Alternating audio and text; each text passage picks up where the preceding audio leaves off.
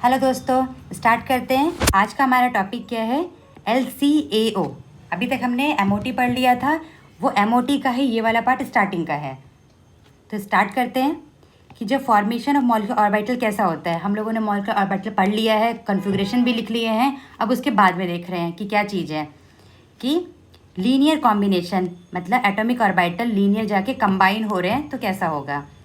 According to the wave mechanics, wave का जो mechanics था, जो क्वांटम मैकेनिक्स है, वहाँ पे क्या देखा है, एटॉमिक बहुत छोटे होते हैं तो उनको किससे रिप्रेजेंट करते हैं, उनके इलेक्ट्रॉन्स को, उनकी सारी चीज़ों को वेव फंक्शन से, क्योंकि जो उनका होता है वेव नेचर भी होता है, पार्टिकल नेचर भी होता है। स्क्रॉडिंगर ने पूरे एक सॉल्यूशन दिया फंक्शन का, तो हम शॉर्ट फॉर्म में क्या लिखेंगे इसको, साई। इसके बारे में वो बहुत हाई लेवल में है, जेई तक या नीट तक नहीं पढ़ना है वहाँ तक। उसके ग्राफ्स हमने एटॉमिक स्ट्रक्चर वाले टॉपिक में डिस्कस किया है। चलो स्टार्ट करते हैं। वेव फंक्शंस हैं, साई में रिप्रेजेंट किया है। जो एटॉमिक ऑर्बिटल्स हैं, अगर हमने दो एटम का लिया, इसको बोला ए, इसको बोला बी, तो उसके एटॉमिक ऑर्बिटल को फंक्शन दे दिया साई ए, इसको दे दिया साई बी। दो एटम के ऑर्बिटल जब मिक्स होते हैं तब क्या होता है, सेम फेज मिलते हैं तो बॉन्डिंग, अगर अपोजिट फेज मिलते हैं तो एंटी बॉन्डिंग। यस, तो साई मॉलिक्यूलर ऑर्बिटल यानी दो एटम को मिला रहे हैं। साई ए प्लस माइनस यहाँ पे क्या बता रहा है, फेज बता रहा है। बिल्कुल कंफ्यूज नहीं होना, क्या है ये, फेज। दोनों कॉम्बिनेशन को एक साथ ले लिया है, मैथमेटिकली रिप्रेजेंटेशन है फेज। प्लस का मतलब दोनों का सेम फेज मिला रहा है। सेम फेज मिलाया तो क्या बनेगा, अगर एस है तो सिग्मा बना, ठीक है। अगर पी का भी हेड ऑन है तो सिग्मा बना।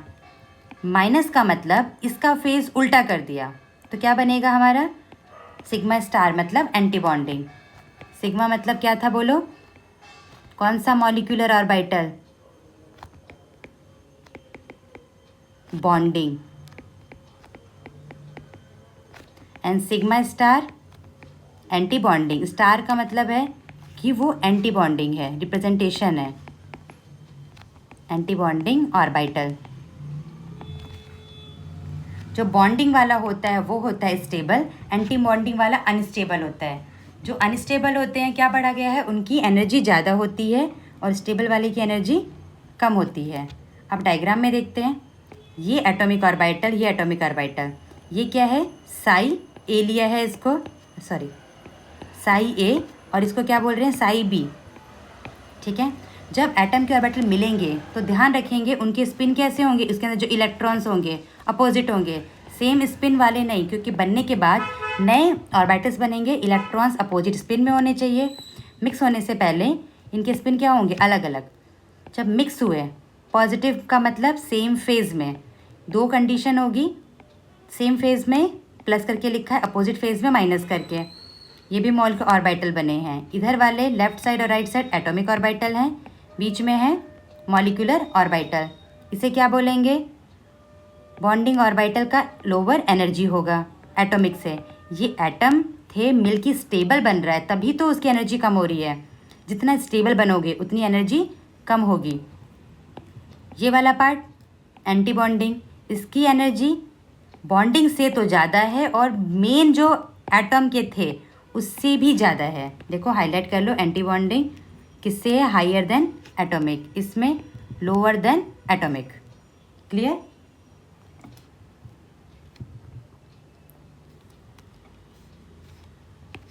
ए बॉन्डिंग एटॉमिक ऑर्बिटल क्या कर रहा है, tends to hold the nucleus together, यानी एक एटम और दूसरे एटम के न्यूक्लियस को पास मिला रहा है, बॉन्ड बना के रख रहा है। तो इसका मतलब क्या है कि बॉन्ड बनेगा। मॉलिक्यूलर ऑर्बिटल का काम क्या है कि दोनों को जोड़ के रखना है, बना के रखना है, बना के रख रहा है। जितना बनेगा कैसा होगा, उतना ही स्टेबलाइज होगा। जब स्टेबलाइज होंगे तो कौन से ऑर्बिटल्स बोलेंगे उसको, बॉन्डिंग ऑर्बिटल्स या बॉन्डिंग मॉलिक्यूलर ऑर्बिटल, क्योंकि वो मॉलिक्यूल के हैं। जितना स्टेबल होगा उनकी एनर्जी क्या होगी, कम। जितना शुरू में थे, दो एटम से मिलके बन रहे हैं ना, दोनों से क्या होगी, कम। बार बार बोलने का मतलब यही है, क्वेश्चन में देखते ही रिफ्लेक्शन आना चाहिए कि इसका आंसर यही होगा। इतनी प्रैक्टिस करके रखना है। जैसे गर्म पानी में हाथ डालते हैं तो कितना सेकंड लगता है हाथ हटाने में, फटाफट झट से जाता है। वैसे ही इतनी प्रैक्टिस करनी, क्वेश्चन देखते ही सडनली हमें आंसर आ जाना चाहिए। इतना प्रैक्टिस करना है, समझ में आ जाए कि कहाँ पे कौन सा कंसेप्ट लगेगा। एग्ज़ाम में नहीं सोचना पड़े, इतना करेंगे हम प्रैक्टिस। सेकेंड केस, जो एंटी बॉन्डिंग ऑर्बिटल है, देखो उसका जस्ट अपोजिट होगा। अपोजिट में ये क्या कर रहा है, मॉलिक्यूल को स्टेबलाइज नहीं कर रहा है, डी स्टेबलाइज कर रहा है मॉलिक्यूल को, तो इसीलिए ये स्टेबलाइज कर रहा है, ये अनस्टेबलाइज कर रहा है। तो जितना ज़्यादा बॉन्डिंग में होगा उतना स्टेबल, बॉन्डिंग तक है तो स्टेबल, एंटी बॉन्डिंग जैसे ही ज़्यादा हो जाएगा मॉलिक्यूल एग्जिस्ट नहीं करेगा। जहाँ पे भी खटपट खटपट होती है तो वो कहाँ एग्जिस्ट करता है, तो एंटी बॉन्डिंग होगा वो स्टेबल नहीं। क्यों नहीं स्टेबल कर रहा है, reason, this is because the mutual repulsion of electrons in the orbital is more than attraction. यानी देखो यहाँ पे जो समझे हैं, ये एक है ये दूसरा है, इसके पास भी प्रोटॉन है इसके पास भी इलेक्ट्रॉन है, प्रोटॉन इलेक्ट्रॉन्स, इलेक्ट्रॉन इलेक्ट्रॉन में क्या होता है, रिपल्शन, प्रोटॉन प्रोटॉन में रिपल्शन, इसके इलेक्ट्रॉन और इसके प्रोटॉन में या न्यूक्लियस में अट्रैक्शन होगा। जब अट्रैक्शन डोमिनेट कर जाएगा तो बॉन्ड बनेगा, रिपल्शन का मतलब बॉन्ड नहीं बन रहे।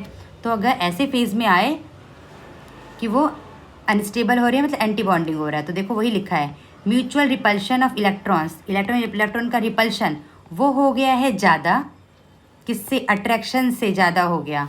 इलेक्ट्रॉन और न्यूक्लियस का जो अट्रैक्शन था उससे ज़्यादा अगर रिपल्शन हो गया तो रिपल्शन जहाँ डोमिनेट कर जाएगा वहाँ क्या होगा, नहीं बनेगा बॉन्ड, टूट जाएगा, तो एंटी बॉन्डिंग ऑर्बिटल हो जाएंगे। वो कैसे हो जाएंगे, डिस्टेबलाइज। ठीक है, ये चीज़ याद रखना है कि अगर क्वेश्चन आ जाए कि ऐसा क्या है कि वो उसको अनस्टेबल बोला जा रहा है, तब ये लाइन देखेंगे। अट्रैक्शन रिपल्शन हर जगह होता है, पर लेकिन जहाँ अट्रैक्शन डोमिनेट कर जाए वहाँ क्या होगा, बॉन्ड, जहाँ रिपल्शन डोमिनेट कर जाए बॉन्ड टूट जाएगा। ठीक है, ध्यान रखेंगे इसको। तो नेक्स्ट क्लास में ये वाला पार्ट देखेंगे, डायग्राम ऑफ इन सारे मोल ऑर्बिटल का और इनके बीच में नोडल प्लेन। Thank you.